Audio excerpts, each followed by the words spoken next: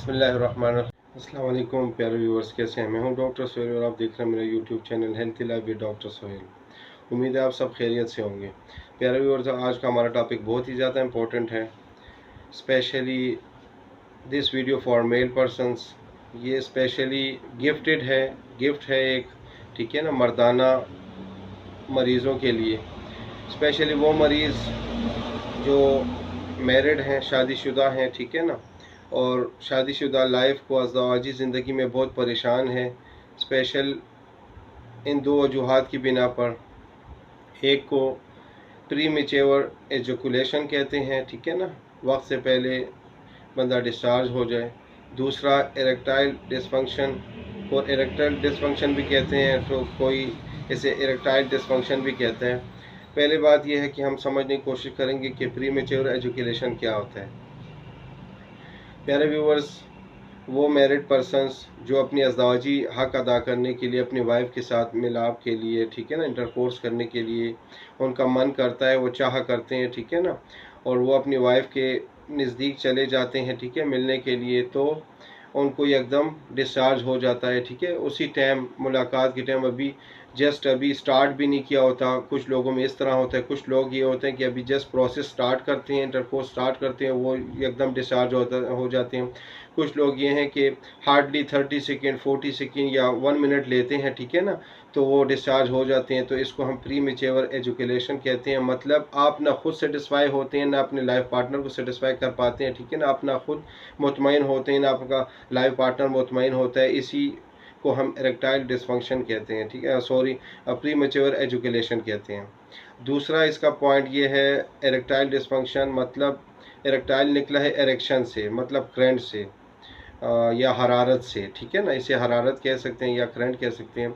मतलब मर्दाना उज़्व तनासुर, जिसको हम पीनस कहते हैं मेडिकल टर्म में, ठीक है ना, उसमें प्रॉपरली इंतशार नहीं आता, या इंतशार आता है जब आप लाइफ पार्टनर के पास जाते हैं, जब आप करीब होते हैं तो बिल्कुल इंतशार होता है, एकदम इंतशार टूट जाता है। या आप जो है ना अभी आप डिज़ायर्स ही करते हैं, अभी सोच रही होते हैं, एकदम जो है ना एजुकुलेट हो जाता है, आपका स्पर्म पीनस से आउट हो जाता है, एजुकुलेट हो जाता है। तो आप जो है ना अपना वर्कआउट नहीं कर पाते, आप अपनी फिजिकली प्रेजेंस नहीं शो कर पाते, ठीक है ना, या हार्डली आप बहुत ही जल्दी टाइम में विद इन सेकेंड्स आप जो है ना एजुकुलेट हो जाते हैं, ठीक है ना, और आपका जो साइकिल होता है प्री मैच्योर होता है, कंप्लीट नहीं होता, आप अपनी जो है ना प्लेजर्स हासिल, खुशी हासिल नहीं कर पाते। तो इसको प्री मैच्योर एजुकेशन कहते हैं, ठीक है ना। ये दोनों प्रॉब्लम्स या दोनों बीमारियां इतनी बड़ी नहीं हैं, इसको खुद से हमने इसको क्रिएट किया हुआ है, ठीक है ना।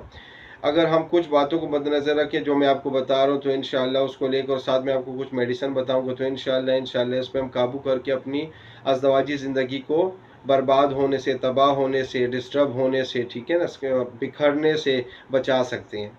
पहली बात, मेंटल हेल्थ पे आएंगे, ठीक है ना, जहनी आपकी होनी चाहिए सेहत कैसी।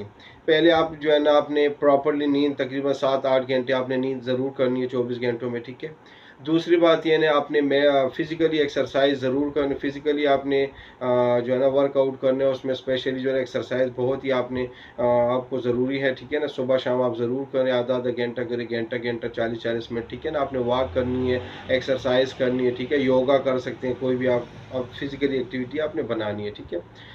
तीसरी बात यह है कि आपने जो है ना अननेसेसरी स्ट्रेस को, हर बात को दिल पे नहीं लेना, हर बात को दिमाग पे नहीं बिठाना, ठीक है ना। आपने स्ट्रेस से अपने आप को फ्री करना है, क्योंकि नॉर्मली तो हर बंदे को स्ट्रेस कुछ ना कुछ होता है। वो जॉब को लेके होता है कि जॉब नहीं हुई, या शादी हुई है, बच्चे नहीं हो रहे, वो हो गया, या इनकम कम है, आउटकम ज़्यादा है, सोर्सेस कम है, ठीक है ना, और जो है ना प्रॉब्लम ज़्यादा है, ठीक है ना, वो हो गया। घरेलू नाचाकियाँ होती हैं, घर में प्रॉब्लम्स होती हैं, बहन भाइयों के साथ, अम्मी अबू के साथ, वो हो गए, ठीक है ना। उससे हटकर रिलेटिव्स के साथ वो हो गई, या उससे हटकर जो है ना आप वो घर में और बीमारियाँ, ठीक है, जिसकी वजह से आप स्ट्रेस का शिकार हैं, या खुद आप बीमार हैं, कोई भी बीमारी हो सकती है आपको, उसकी वजह से जो है ना आप स्ट्रेस में, ठीक है। मतलब स्ट्रेस फ्री अपने आप को आपने करना है, ठीक है ना, मेंटल हेल्थ के लिहाज से ये रिलेटेड। फिर आपने अल्कोहल अगर आप पी रहे हैं तो कोशिश करें उसको ख़त्म करें, ठीक है ना। हेल्थी डाइट लेनी है, बैड डाइट से, बैड हैबिट से अपने आप को बचाना है, ठीक है। आप आप जो है ना रोटी के टाइम पे, खाने के टाइम में खाना नहीं खाते, गलत टाइम पे, आउट टाइम पे खाते हैं, या बहुत ओवर ईटिंग करते हैं, ठीक है ना, या बहुत कम खाते हैं, ठीक है, वो भी नहीं अच्छा। या आप खाते हैं तो अच्छी चीज़ें नहीं खाते, मतलब सिर्फ फास्ट फूड खाते हैं, बर्गर शवारमे हो गए, ठीक है, इस तरह की चीज़ें हो गई, बारबेक्यूज़ हो गई, इस तरह की चीज़ें, कढ़ाइयाँ हो गई, और फिर कोल्ड ड्रिंक ज़्यादा से ज़्यादा इस्तेमाल करते हैं, ठीक है, पानी का इस्तेमाल बहुत कम करते हैं और खाते हैं, और वो आप एक्सरसाइज आपकी होती नहीं है, तो ये भी प्रॉब्लम्स हैं। उसके अलावा जो है ना अननेसेसरी एंटीबायोटिक्स हो गए, ठीक है ना, मतलब ज़ख़म वाली अद्वियात होगी, बीमारियों को कंट्रोल करने वाली अद्वियात होगी, ये हो गई, और कोई ज़्यादातर नशे हो गए जिसमें अफ्यूम का इस्तेमाल हो गया, या ठीक है ना, या हम इसे कह सकते हैं कि जो है ना चर्स हो गई, हेरोइन हो गई, इस तरह की चीज़ों से आपने जो है ना, अल्कोहल हो गया, इस चीज़ों से आपने अपने आप को बचाना है, ठीक है ना। उससे हट कर जो है ना आपने हेल्थी डाइट खानी है। फल फ्रूट आप खा सकते हैं, ग्रीन वेजिटेबल्स आप खा सकते हैं, ड्राई फ्रूट आप खा सकते हैं, दूध अफोर्ड कर सकते हैं, वो मिल्क शेक हो गया, आप वो इस्तेमाल करें। इन चीज़ों को, सैलेड्स हो गया, आपने इस्तेमाल करने, ठीक है ना, अपनी डाइट में लाना है। तकरीबन हर किस्म की दाल आप खा सकते हैं, बड़ा गोश्त खा सकते हैं, मुर्गी अगर वो देसी मुर्गी अच्छी बात है, फ़िश होगी अपनी डाइट में, उसको लाएं, हफ्ते में 1 या 2 दफ़ा ज़रूर इस्तेमाल करें, 10 दिन में, 15 दिन में ज़रूर 1 या 2 दफ़ा इस्तेमाल करें। तो ये आपकी हेल्थी डाइट्स हो गई, ठीक है। तो आप इन चीज़ों पे अमल करोगे, इन बातों पे अमल करोगे, तो इंशाल्लाह आप इसको जल्दी से कंट्रोल कर सकोगे। अब आते हैं इसके इलाज पे, ठीक है।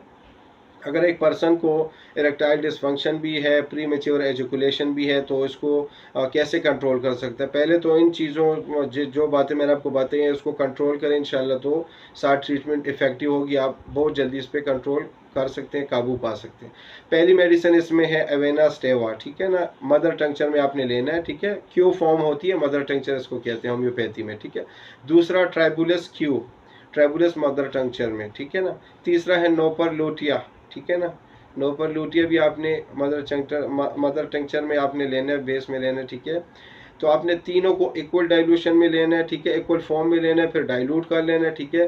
तो अगर आपकी एज 18 टू 30 है, 18 साल से लेकर 30 साल के दरमियान में, तो आपने इसके 20-20 ड्रॉप दिन में 3 दफ़ा लेने हैं, ठीक है। अगर आपकी एज 30 से अबाव है, आगे 50, 60, 70 साल जितनी भी है, ठीक है, और आप लेना चाह रहे हैं इसको, तो 30-30 ड्रॉप्स, 30-30 बूंद, यानी 30-30 कतरे आपने सुबह दोपहर शाम खाने से 1 घंटे बाद या 1 घंटा पहले आपने 1 गिलास नीम गर्म पानी में या ताज़ा पानी में आपने इसको इस्तेमाल करने। ये हो गया, आपकी 3 मेडिसिन होगी, इसका इक्वल डाइल्यूशन बनाना है आपको, इंशाल्लाह स्क्रीन पे भी हम दिखा देंगे, आप उसको भी रिटर्न फॉर्म में होगा, आप देख सकते हैं, समझ सकते हैं।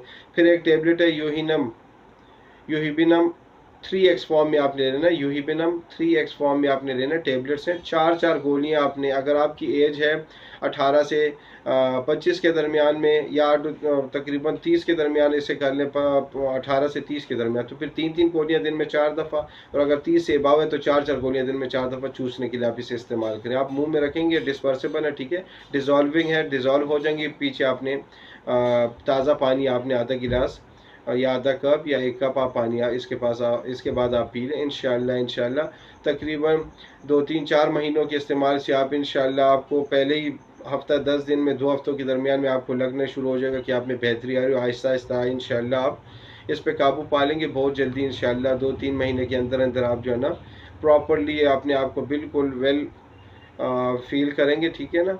तो इंशाल्लाह आप जल्दी से ठीक हो जाएंगे। तो आपने जितनी मैंने आपको बातें बताई हैं उस पर अमल करेंगे प्रॉपरली, तो इंशाल्लाह आप जल्दी से ठीक हो जाएंगे। और मेडिसिन को प्रॉपरली लेने, अगर आपको कंस्टिपेशन रहती है, कब्ज़ रहते हैं, या गैस्ट्राइटिस है, मैदे का अल्सर है, मैदे में ज़ख़म है, या बहुत अरसे से आपको गैस का मसला है, पेट में गैस है, मैदे में गैस का मसला है, तो फिर कोशिश करें कि आपने इसके साथ मैदे की कोई मेडिसिन इस्तेमाल करनी है, ठीक है ना, ताकि जो है ना आपकी एसिडिटी या स्टमक का मसला ज़्यादा ना हो, या ज़्यादा हो फ़र्ज़ करो तो उसकी वजह से मेडिसिन के इफ़ेक्ट में कमी ना आए। तो उम्मीद है आपको मेरी वीडियो पसंद आई होगी, और आपको मेरी वीडियो पसंद आती है तो चैनल को सब्सक्राइब करना ना भूलिएगा, वीडियो को लाइक करें, कमेंट्स करें, और दोस्तों के साथ शेयर करें, और अपनी ढेर सारी दुआ में याद रखिएगा। अस्सलाम वालेकुम।